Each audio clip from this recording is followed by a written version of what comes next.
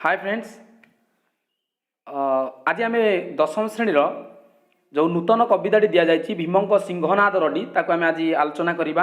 आमर आज आलोच्य कविताटी हूँ भीमंक सिंहनाद रडी। ताको लिखिं ओडिशार आदिकवि सारला दास, शूद्रमुनि सारला दास। पंचदश शताब्दी आविर्भूत माटीर महाकवि सारला दास ओडिया जातिर भाषा साहित्यर आदिकवि भाव में ए जाति गढ़ी जाइछन्ति महापुराणर महाकोणार्क जहाकू कि आम कहूचे महाभारत, सारला महाभारत। से ओडिशार सूर्यवंशी राजा गजपति वीरवरेण्य नवकोटी कर्णाटक कलवर्गेश्वर गौड़ाधिपति श्री कपिलेन्द्र देव समय समसामयिक से थिले। पंचदश शताब्दी जन्मित एक चाषी कूल जन्मलाभ करथिबा सेदिनर अशिक्षित साधारण व्यक्तित्व सिद्धेश्वर परिडा, तांको पितृदत्त नाम थिला कौन? पितृदत्त नाम सिद्धेश्वर परिडा। एक चाषी कूल जन्मित सिद्धेश्वर परिडा झंकड़र माँ सारल चंडी को पूजा करी निजकू सारल बा सारला दास रूपे परिचित कराइथिले एवं ओडिशार सांस्कृतिक चेतना को साहित्य रे कमनीय रूपे प्रस्फुटित कराइथिले। जेतेबेले चतुर्दिगरे ब्राह्मणवादर प्रचंड प्रतिवाद ताकू से प्रतिहत करी माँ सारला देवींकर कृपारू महाभारत, चंडीपुराण, विचित्र रामायण भली पुराण रचना करथिले एवं से ताहाकू रचना करी यशस्वी होइचंती। जो आलोच्य ये जो प्रसंगटी अछि भीमंकर सिंहनाद रडी, यह सारला महाभारतर गदा पर्वरु आसीछि। सारला महाभारतर गदा पर्वरु एई भीमंकर सिंहनाद रडी शीर्षक कविताटी आसीछि।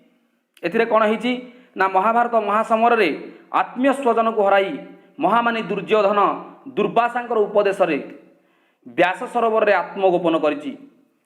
तेणु महामानी दुर्योधन जेतबेले निजर आत्मीय स्वजन को महाभारत युद्ध रे हराइचंती, समस्त जेतबेले नाश जाइचंती महाभारत युद्ध रे धर्मर जेतबेले जय होइछि सेतबेले किछि उपाय न पाई आमर दुर्योधन जाई व्यास सरोवर रे लुचि जाइचंती। एई व्यास सरोवर रे शरण नैथिया व्यक्ति को मारिया पई तार शत्रु बलपूर्वक प्रवेश करे ध्वंस पाइजियो बोली शिव अभिशाप देइथिले।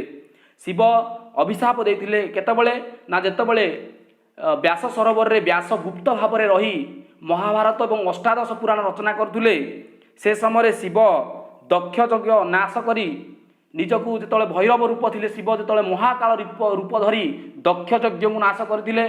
सतींकर अपमान प्रतिशोध नेबा पई शिव जेतबेले दक्ष यज्ञ को नाश करथिले सेतबेले निजकू शीतल करिया पई से व्यास सरोवर को आस्थिले एवं व्यास सरोवर को आसिया समय रे ए जो आमर रहिले वेदव्यास जो आमर व्यासदेव रहिले तांकर मोहनीय कार्य रे व्याघात सृष्टि हेबारु शिव कौन कले ना अभिशाप देइथिले जे एई जो स्थान को जदि माने शत्रु कबलरू किछि उपाय न पाई जदि एई स्थान रे जणे लुचि जाइछि तेबे तार शत्रु एई स्थान को प्रवेश करि परिबो नाही एवं जदि बलपूर्वक भाव में प्रवेश करिवार चेष्टा करे प्रचेष्टा करे जदि बलपूर्वक भाव में पशिबार प्रचेष्टा करे तेबे से ध्वंस पाइजिवो।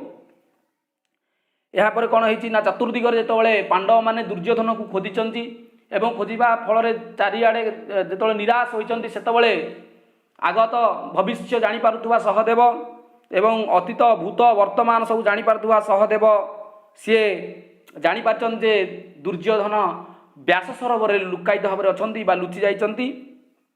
तेणु सेतबेले से कहिचंती जे भीम शिवंक ठारू सिंहनाद प्राप्त होई दुईटी भयंकर रडी देवा पाई।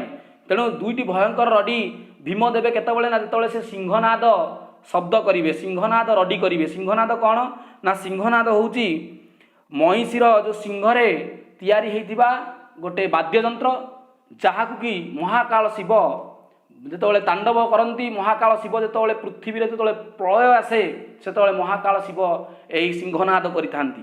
तेणु जो सिंहनाद जदि आमे करिबा पृथ्वी रे प्रलय आसीजिव, मेरु विचलित होइजिव, समुद्र कूल लंघन करिवो ताकू मागि नबा सेही जो वाद्य को मागि नबा पई परामर्श दैचंती सहदेव श्रीकृष्ण को कहिचंती।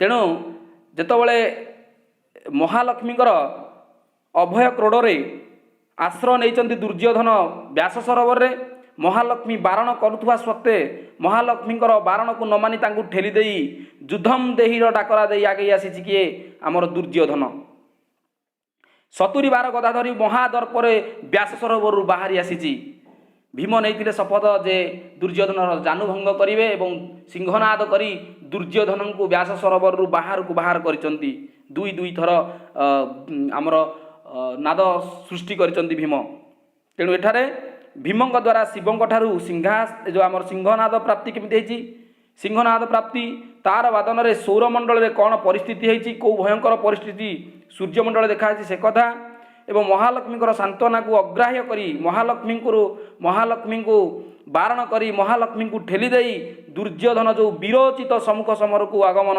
करिछि ता विषय सुंदर भाव में चित्रित होइछि ताले एठी कौन लिखा होइछि ना सहदेव बोइला स्वामी शुणिबा जगन्नाथ ईश्वर को सिंहनाद मागंतु पवनर सुत कौन लिखा है आम पढ़ा ना सहदेव कहउचंती सहदेव बोइला स्वामी शुणिबा जगन्नाथ सहदेव बोइला सहदेव कहले स्वामी शुणिबा जगन्नाथ हे जगन्नाथ ताले सारला दास जगन्नाथ क्या कहउचंती ना सारला दास जगन्नाथ कहउचंती श्रीकृष्ण को बा मोर गोविंद को कहउचंती हे शुणंतु गोविंद शुणंतु ईश्वर को सिंहनाद मागंतु पवनर सुत पवन सुत किए पवन सूत्र होउचंती पवनर सुत होउचंती हमर भीम भीमसेन तेणु भीमसेन ईश्वर को सिंहनाद मागंतु जे कहीं सिंहनाद मागे कारण व्यास सरोवर रे जो आम लुचि जाइछंती जाई दुर्योधन जेतले दुर्योधन व्यास सरोवर लुचन से व्यास सरोवर को कौन लोक प्रवेश करें तार शत्रु लोक कौन प्रवेश करें ना जदि बलपूर्वक चेष्टा करती ताहले से माने ध्वंस हो जिवे तेणु एठारे केवल गोटे पंथा अवलंबन करने को पड़ो ता हूँ शिवंक ठारू सिंहनाद आनी प्रचंड शब्द करने को पड़ो जहाँफल प्रलय आसिया भली परिस्थिति सृष्टि हो दुर्योधन बाहरी आसव व्यास सरोवर सेतबेले गोविंद कहउचंती गोविंद ओइले जेबे एमंत अछि भीम गोविंद कहले जेबे एमंत भीम अछि जदि एई भली बाट अछि एई भली पंथा अछि बुद्धि हराई किंपे कलु तू मति भ्रम काहेकि तो मति भ्रम होउची बुद्धि हराई तोते पा शिव गोटे वर देइचंती शिव भीम को की वर देथिले ना जेतबेले अश्लेषा दैत्य कपिलास को उपाड़ी नहीं जाउथुला सेतबेले शिव भीम को डाकी भीम ऋष्यमुख पर्वत रे ऋष्यमुख पर्वत रे भीम थिले भीम आसी अश्लेषा दैत्य को वध करी कपिलास को उद्धार करथिले सेतबेले शिव अत्यंत प्रीत होई भीम उपर तांको वर मागिबा कहिथिले एवं से वर मागिबार समय वर्तमान आसी जाइछि जे शिवंगठु सिंहनाद वर मागिबा एवं से सिंहनाद वर फल रे आमे जो सिंहनाद पाइबा जो वाद्य यंत्रटी पाइबा शिवंकर जो सिंहनाद पाइबा से सिंहनाद करी दुर्योधन को व्यास सरोवर बाहर को आसवा पड़ो ताकू बाहर को बाहर करवा एबे बहन तू विश्वनाथ को सिंहनाद माग एबे जाई तू विश्वनाथ को सिंहनाद माग एबे तू विश्वनाथ को विश्वनाथ कहले विश्वनाथ जगतर पति जगतेश्वर महेश्वर तांकु शिवं को सिंहनाद माग तांको जो वाद्ययंत्र माग रडीर नादे मान गोविंद बाहर हो बेग रडीर नादे रडीर शब्दरे मान गोविंद माने किए अति अहंकारी गर्वी मान गोविंद माने दुर्योधन जहाँ विदुर नामकरण करथिले मान गोविंद बाहर हो बेग शीघ्र से बाहर हो जाऊ शीघ्र बाहर हो कारण ये जो महासमर सरीबनी जेपर्यंत महासमर कहा कहा मध्य चलीथिला कौरव और पांडवों मध्य महासमर चलीथिला एवं जेतबेले कौरव पक्षरे बहुत सैन्य थिले विशाल सैन्य थिले किंतु पांडवों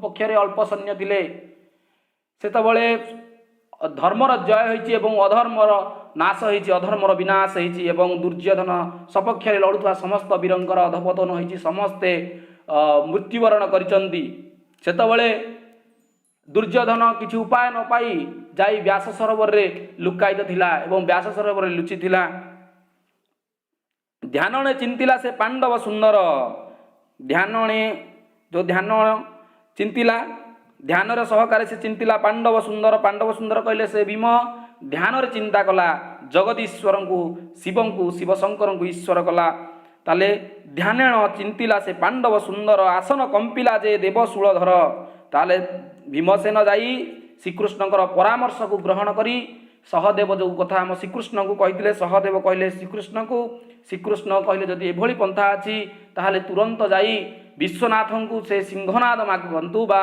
ସିଂହନାଦ ପ୍ରଦାନ କରିବା ପାଇଁ କୁହନ୍ତୁ।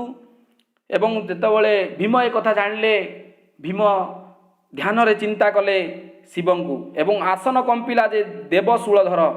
ଶୂଳଧର କହିଲେ ଯେ ଶୂଳକୁ ଧାରଣ କରନ୍ତି, ଯେ ଶୂଳ ଧାରଣ କରନ୍ତି, ଶୂଳ କହିଲେ ତ୍ରିଶୂଳ, ଯେ ତ୍ରିଶୂଳକୁ ଧାରଣ କରନ୍ତି ସେ ହେଲେ ଶୂଳଧର। ତାଙ୍କ ଆସନ କମ୍ପି ଉଠିଲା। ଯେତେବେଳେ ଭୀମସେନ ଯାଇ ତାଙ୍କୁ ଧ୍ୟାନରେ ଚିନ୍ତା କଲେ ଶିବଙ୍କୁ, ସେତେବେଳେ ଶିବଙ୍କର ଆସନ କମ୍ପି ଉଠିଲା। ତାପରେ କ'ଣ ହେଇଛି ନା ଧ୍ୟାନେଣ ଜାଣିଲେ ସେ ଦେବ ପଶୁପତି, ଧ୍ୟାନରେ ଜାଣିଲେ ସେ ଦେବ ପଶୁପତି ଯେ ସର୍ବଦା ଯୋଗ ନିଦ୍ରାରେ ଥାନ୍ତି। ଆମର ଦେବାଦିଦେବ ମହାଦେବ ଶ୍ମଶାନବାସୀ କୈଳାସବାସୀ ସେ ଧ୍ୟାନରେ ଜାଣିଲେ ଯେ ଈଶ୍ୱର ବୋଇଲେ ଦେବୀ ଶୁଣଗୋ ପାର୍ବତୀ। ଈଶ୍ୱର କହିଲେ ସେ ଆମ ଶିବ ବା ଦେବଦେବ ମହାଦେବ। ଯେତେବେଳେ ଧ୍ୟାନରେ ଜାଣିଲେ ଯେ ଭୀମସେନ ତାଙ୍କୁ ସ୍ମରଣ କରୁଛି, ସେତେବେଳେ ଈଶ୍ୱର କହିଲେ ଦେବୀ ଶୁଣଗୋ ପାର୍ବତୀ, ହେ ପାର୍ବତୀ, ଦେବୀ ପାର୍ବତୀ ଶୁଣନ୍ତୁ। ଆମ୍ଭନ୍ତ ସିଂହନାଦ ମାଗୁଅଛି ବୀର ଭୀମା। ଆମ୍ଭନ୍ତ ଯେଉଁ ସିଂହନାଦ ଅଛି, ଆମ୍ଭନ୍ତ ସିଂହନାଦକୁ, ଆମ୍ଭନ୍ତ ବାଦ୍ୟସ୍ତ୍ରକୁ ମାଗୁଛନ୍ତି କିଏ? ବୀର ଭୀମା।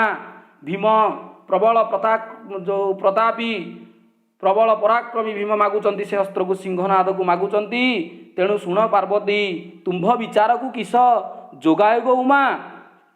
ତୁମ୍ଭ ବିଚାରକୁ କିସ ଯୋଗାଇ ଗୋ ଉମା। ତୁମ୍ଭ ବିଚାରକୁ କ'ଣ ଲାଗୁଛି ହେ ପାର୍ବତୀ?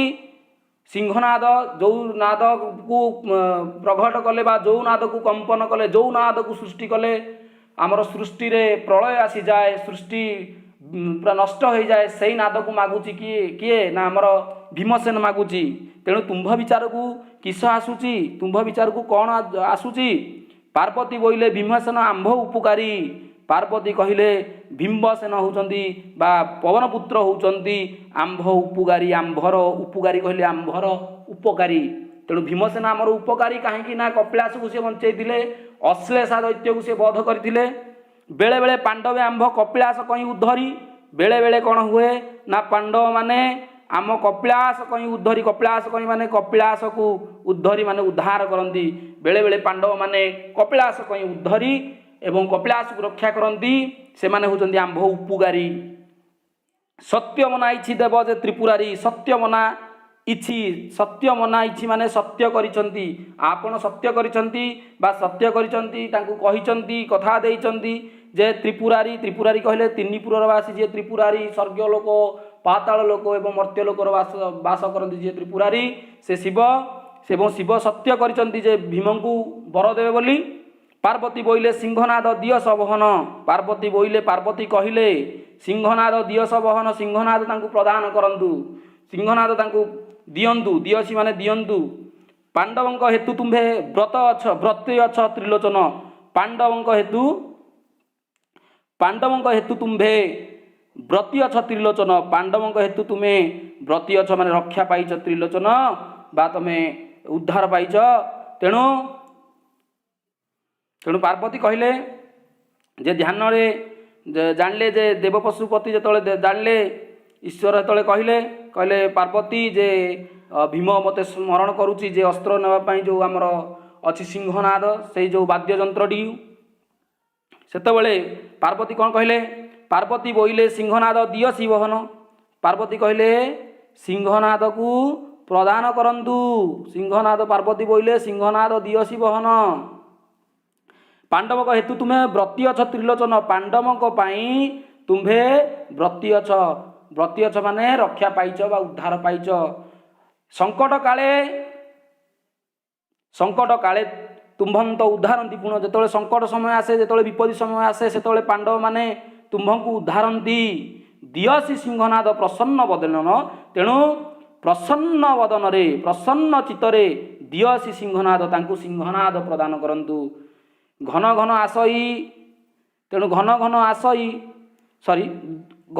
ଆସନ କମ୍ପଇ ସଦାନନ୍ଦ। ଘନ ଘନ ଆସନ कंपई ताला कहा आसन कंपई सदानंदंकर आसन कंपई सदानंद कहले जे सबु समय आनंद जे सबु समय जे खुशी से सदानंद से आमर त्रिपुरारी त्रिलोचन महादेव शिवशंकर तांकर आसन कंपी उठिला घन घन जेतेबेले भीम तांकु सिंहनाद पई स्मरण कले चिरीकुटुरु काढ़ी देले जे सिंहनाद चिरीकुटीरु काढ़ी देले से सिंहनाद तेणु शिव निज चिरीकुटी जोरा अच्छी आमर कौन चिरीकुटी जोटा आम कहचे मुणा मुणारू काढ़ी देले से सिंहनाद सिंहनाद को से चिरीकुटीरु काढ़ी देले।